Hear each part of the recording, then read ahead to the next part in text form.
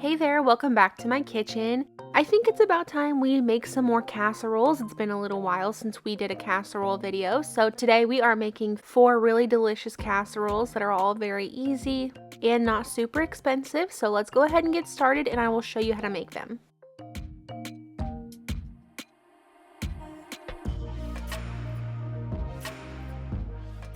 First up today, we're going to make this enchilada casserole. I went ahead and preheated my oven to 375 degrees. And then over into a nice big pot on my stove, I'm adding in 1 pound of ground beef, along with half of a yellow onion that has been chopped up. I'm just going to cook these two in here together until the ground beef is completely cooked through.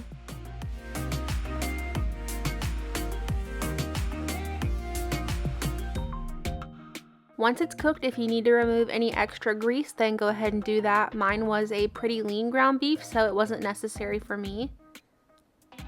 Then you'll add in 1 tablespoon of minced garlic, let that cook for about a minute or so, and then you'll add in 1 can of diced tomatoes, 1 10-ounce can of red enchilada sauce, 1 cup of frozen corn, 1 can of drained and rinsed black beans, and then 1 package of this Knorr taco rice, or you can use the Knorr Spanish rice, either one will work just fine. Then add 1 cup of water, 1 teaspoon of garlic powder, 1 teaspoon of cumin, 1 teaspoon of chili powder, 1/4 teaspoon of pepper or to taste. And last but not least, this step is optional. You'll just add a small shake of red pepper flakes in there. It'll just give it a small amount of heat, but if you don't like those, then go ahead and skip that. Give this a good stir together and let this simmer on your stove until all the liquid has been absorbed and the rice is tender.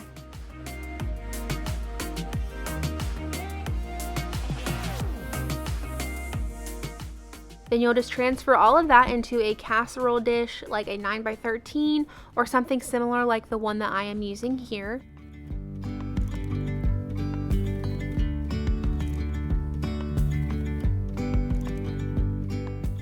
And then over the top, you'll just add about a cup or so, you can add more if you want to, of shredded cheddar cheese. Just make sure that the top is covered.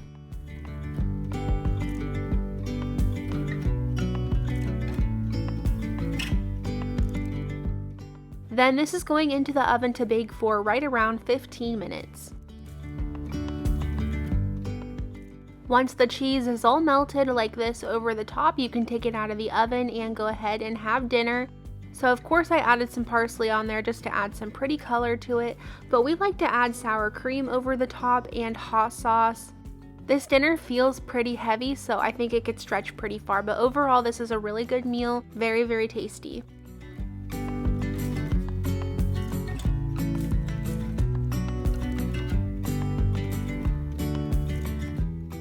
Up next, we're going to make this easy pizza casserole. Go ahead and preheat your oven to 375 degrees. To begin, I am just adding 1 pound of ground beef into my skillet, and I'm just going to cook that with half of a yellow onion that I chopped up. Go ahead and let those cook together until the ground beef is cooked all the way through.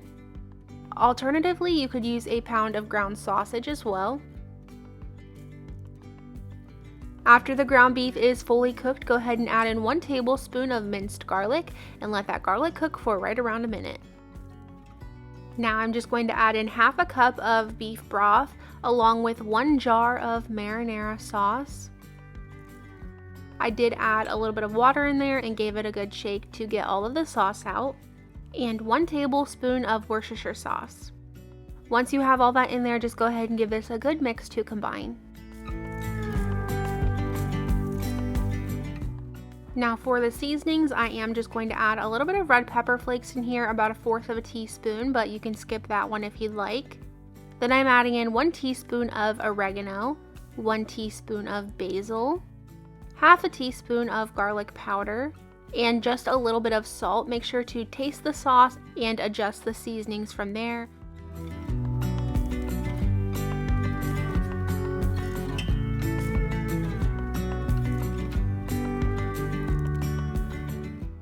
Once that's all mixed together, go ahead and add in a 1/4 cup of shredded Parmesan cheese, and then give that one more good mix together to allow the cheese to melt in the sauce.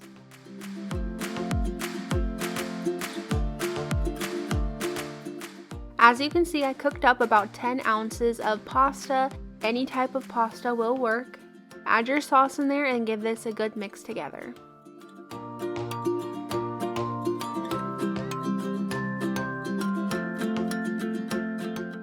Moving over to my casserole dish, I'm just using a 9x13 for this one. I took some nonstick spray and sprayed the edges of the casserole dish just to make sure that nothing would stick to the bottom. Then I just added the casserole into the pan and covered it with some shredded mozzarella cheese. I'd say I used probably a 1.5 cups of mozzarella cheese, but add as much as you want on there. You just want to make sure the top is covered. Next, I'm just taking some turkey pepperoni. Original pepperoni will work just fine as well. I just prefer to use the turkey. And you're just going to cover the top of your casserole. The only thing I wish I would have done differently with this casserole is chop up some pepperonis to also mix into the sauce as well. So keep that in mind, that's always an option, you can do that too.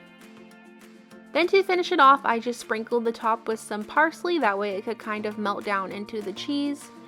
But I stuck this in my oven and allowed this to bake for about 20 minutes.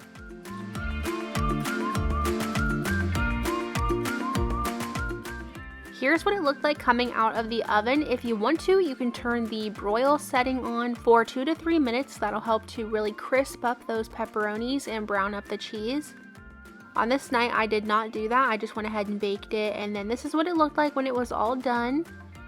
My husband added some more Parmesan cheese over the top of his, just like the shaker spaghetti Parmesan cheese. But I think this is really good alone just by itself.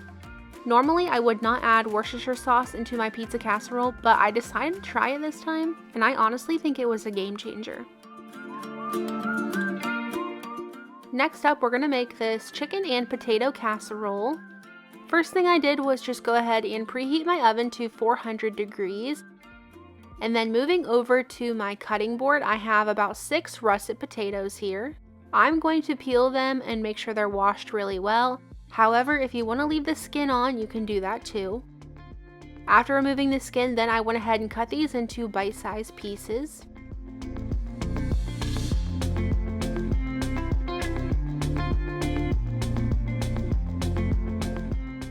Moving over to a casserole dish, this is just a 9x13 casserole dish. I'm adding in 2 tablespoons of avocado oil into the bottom, adding the potatoes in, and then adding 1 more tablespoon of oil over the top. For the seasonings, I'm adding about a 1/2 teaspoon of salt, a 1/2 teaspoon of paprika, a 1/2 teaspoon of onion powder, a 1/2 teaspoon of garlic powder, and a 1/4 teaspoon of pepper. I do list out everything down below in the description box with all of their measurements, so be sure to check that out if you need to look at the ingredients or the measurements. I gave these a really good mix together to make sure that the seasonings were all sticking to the potatoes and the potatoes were all covered by that oil. Then just make sure they're all even in the pan and then stick these in the oven for about 15 minutes to start. While the potatoes are cooking in the oven, we're going to go ahead and take 2 large chicken breasts and just cut those into bite-sized pieces as well.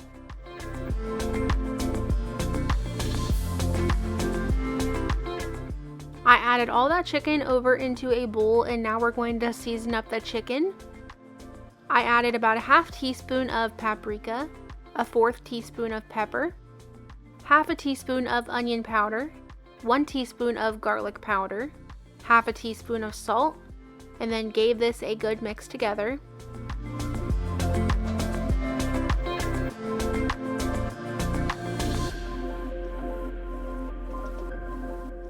Here are the potatoes after 15 minutes in the oven. At this point, I'm just going to take my fork and see how tender they are. Your fork should be able to poke through them, but they will still need to cook a little bit longer at this point. I'm just taking my spatula and going to give these a really good stir before adding the chicken into the pan.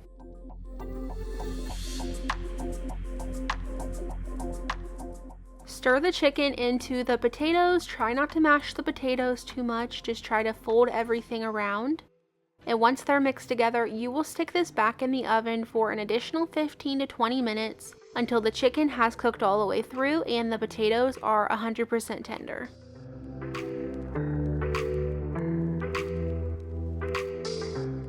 And then after that time in the oven, you'll go ahead and pull that out and cover the top of that with some shredded cheese.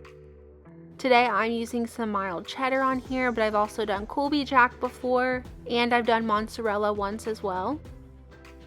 After adding the cheese, you can just add some bacon bits over the top. I used about 3 slices of chopped bacon, but you can also just use the pre-packaged bacon bits. I added some parsley on the top and then stuck this into the oven to bake for about 5 minutes, long enough to melt the cheese.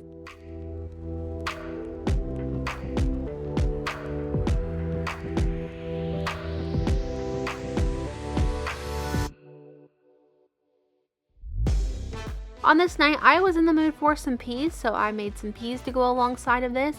And then over top of the chicken and potatoes, we like to add some sour cream and some chives. This is a very simple meal, I think, but it's definitely one that I still really enjoy, and I think it's pretty family friendly as well.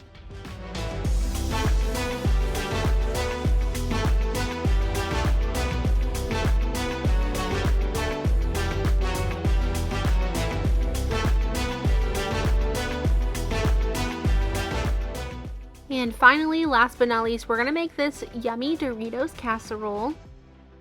To begin, I preheated my oven to 350 degrees, and then over into a small dish, I am just going to add in 2 chicken breasts. I'm just lightly seasoning these chicken breasts with a little bit of salt and pepper, and then these are going into the oven to bake for about 20 minutes until they're cooked all the way through. Once the chicken was done, I did go ahead and just shred that up and added it into a nice big bowl. You'll also want to add in 1 can of drained and rinsed black beans, 1 10-ounce can of diced tomatoes with green chilies, 1 small little 4-ounce can of green chilies.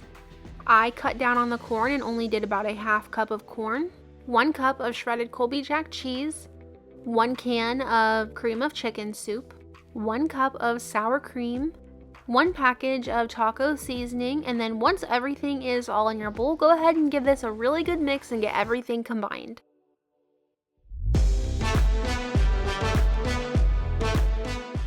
I will be sure to link this recipe down below. This is not my recipe, but I do want to let you know that I added less corn than the recipe called for and a little bit more taco seasoning than the recipe called for.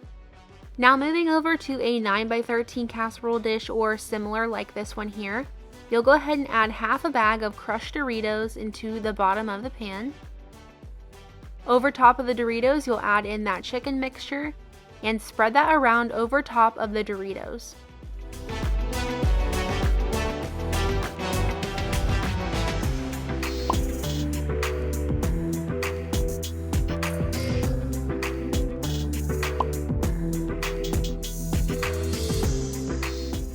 I stuck this in my oven to bake for 20 minutes. This is what it looked like after the 20 minutes. At this point, you'll go ahead and add the rest of the Doritos onto the top of the casserole.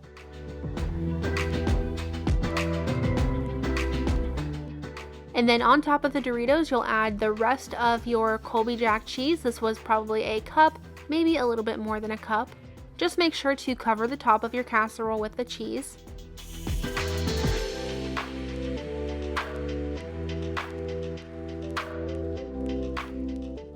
Then I put this back in the oven to bake for about 10 more minutes until the cheese was nicely melted over the top, just like this.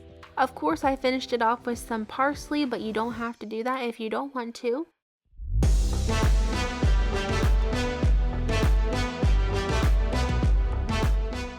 Here's what my finished plate looked like. I thought this casserole was also a very filling one. It turned out really good though in the end, and I'm glad I cut down on the corn. Me and my husband don't like a ton of corn mixed into things like this, but we do like a little bit. I believe the original recipe calls for 1 entire can, so I did cut down on that, like I said, and added more taco seasoning, but overall this one was really good and I would absolutely make it again. Thank you guys so much for watching today and just being here. Don't forget to leave me a flower down in the comments below if you did make it all the way to the end of today's video, and I will see you back here next time. Bye guys.